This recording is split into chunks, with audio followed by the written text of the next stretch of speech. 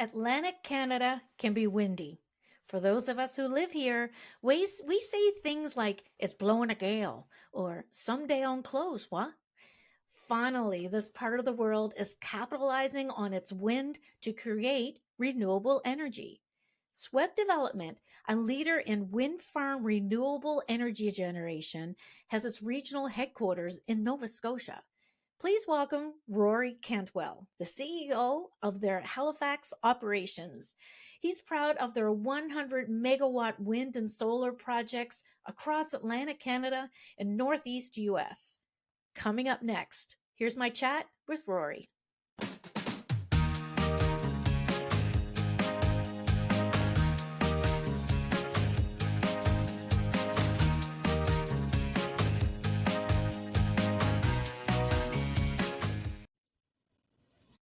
Hi, Rory. Welcome to the podcast. Yes. Hi, Maria. Happy to be here. I know I'm really happy you're here because, I kind of have a personal interest in wind energy. This is what you do, and this is what SWEB does as well. And really happy to have you guys here because I know that you guys are very active in the industry here in Atlantic Canada. And I'm really hoping today's podcast can give everyone a really good snapshot of your company and the projects that you're working on. So tell me a little bit about SWEB. Sure. So I'm Rory Cantwell. I'm the CEO of SWEB Development. We are a renewable energy independent power producer, also known as an IPP, and we're based here in beautiful Halifax, Nova Scotia. We've been here for about 10 years. And in that time, we've built our business around identifying, developing, constructing, financing, and operating projects.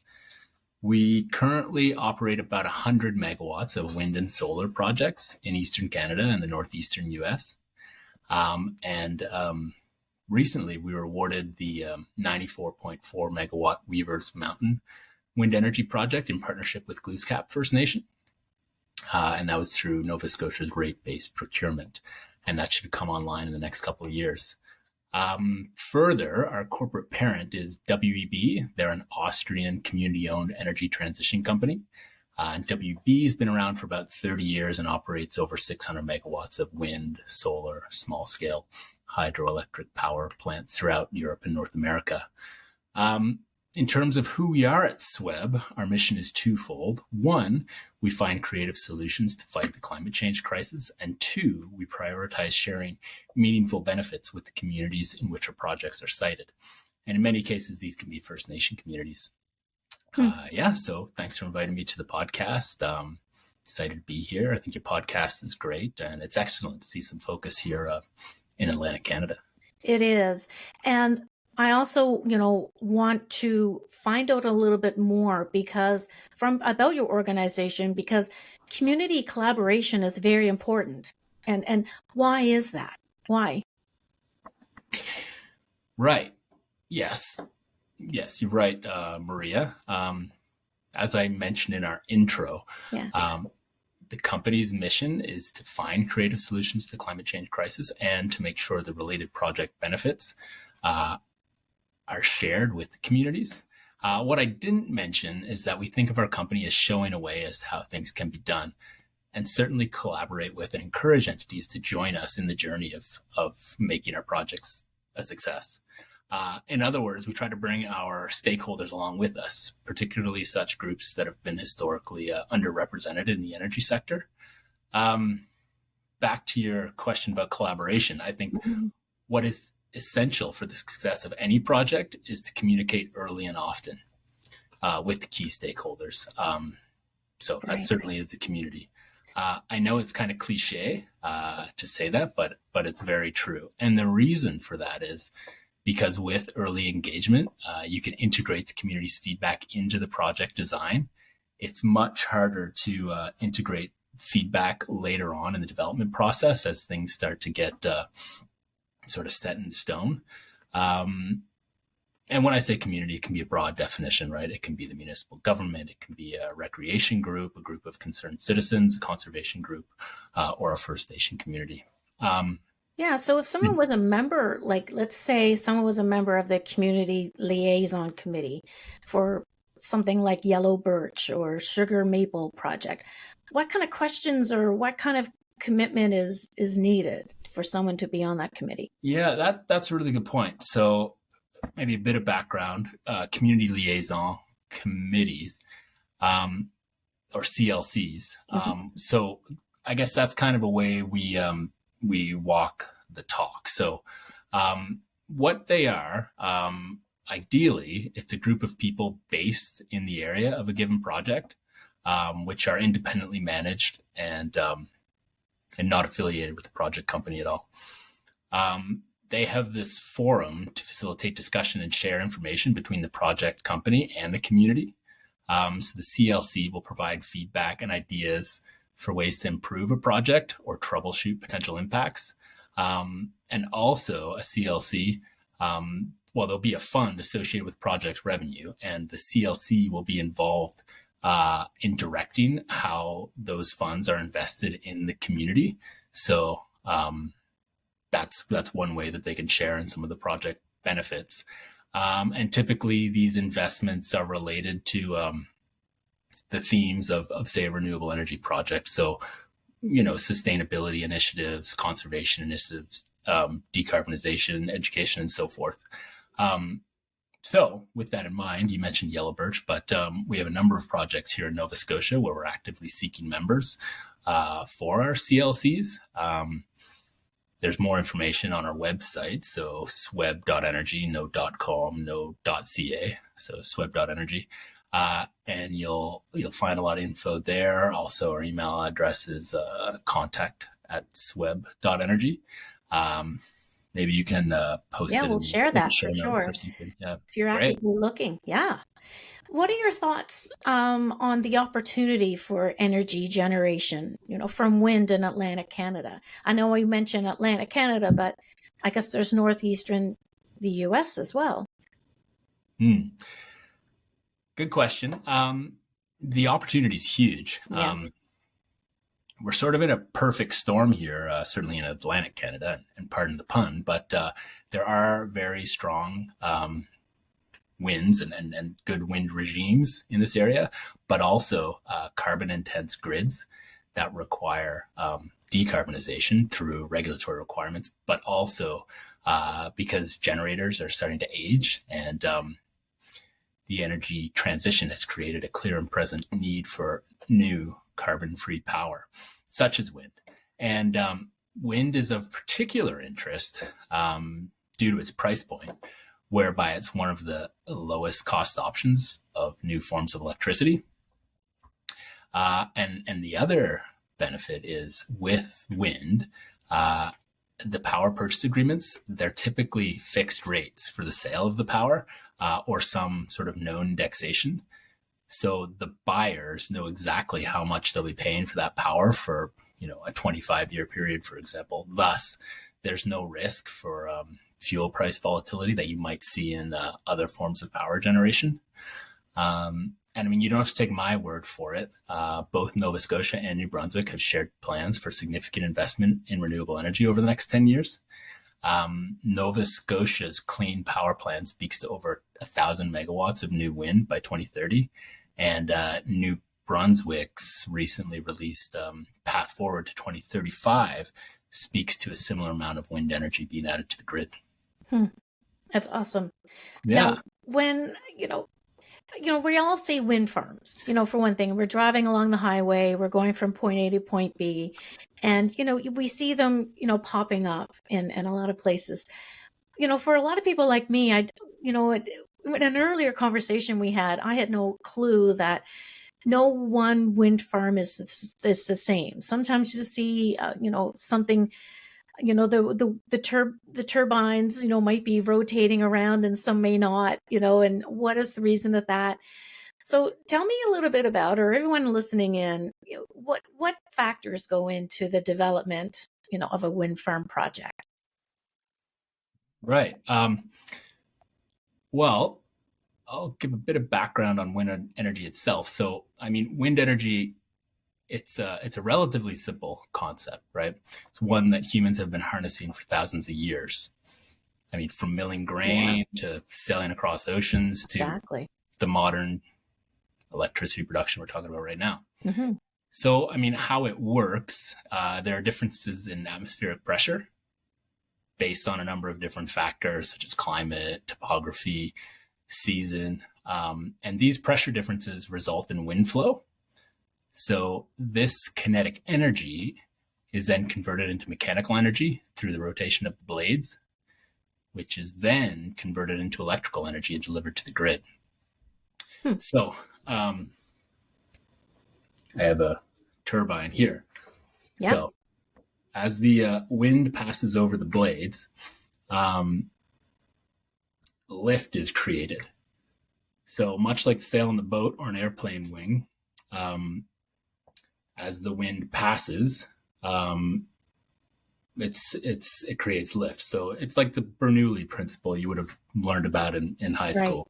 The wind, as it passes over these blades, where the surface area is greater on one side and lesser on another side, an area of low pressure is formed on the side with greater surface area, high pressure on the side with less surface area, and the blade starts to rotate. As it rotates, there's a shaft here and then a cell which turns, and there's an electrical generator. Electrical generator then produces electricity, which travels down through the tower of the turbine and to your electric grid. So essentially, that aerodynamic force, the kinetic energy is transferred into mechanical energy, which is then turned into electrical energy, which is what we consume. I love how you showed, you described that, and that explains it really well to someone like me. The other question I have is, are all the blades the same on turbines? And like, does each area have a different type of turbine for that area? Does that make sense? No, that's a good point. So I gave a bit of background on wind energy and how that works, but what else we sort of look at, and one of the more important things is windy areas, essentially. So once we've found a site, we think it looks good, we want to start studying that wind regime. I mean, we're also looking for other areas that are sparsely populated, that is near existing infrastructure, such as power lines and roads. And then we start the development effort. So we'd be, talking to the community. We'd be performing environmental analysis. We would install these meteorological towers to study the wind, or this remote sensing equipment like LIDARs or SODARs. And as we gather that information over several years, we can tell what the wind regime looks like. And so, you see turbines around the province, for example, and a lot of these turbines can be different from each other, right? And the reason for them being different, there's a number of factors there, but the turbines aren't all the same, I guess, is the main takeaway. So what is important to understand is the wind regime. So we do a robust analysis. We can determine the optimal turbine for given location based on the wind speed, things like shear factors, and available technology. So all this information sort of leads to an optimal marginal cost of generation for a given technology. And with that data, we're able to sort of pick the best turbine for a given site. For that location, yeah, and the needs. That's interesting. What would you say are some of the biggest myths or the misconceptions that people have about wind farms? That you hear or have heard. Myths. Well, it's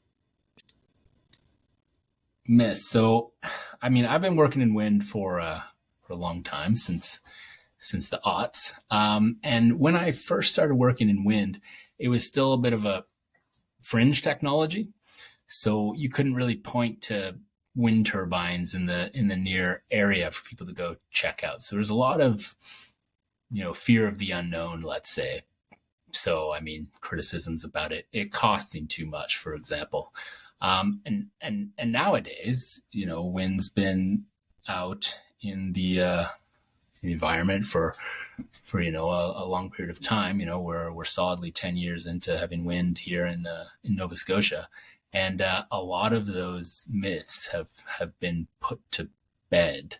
Wind has been proven to be a low cost, carbon free, employment dense, reliable form of electricity.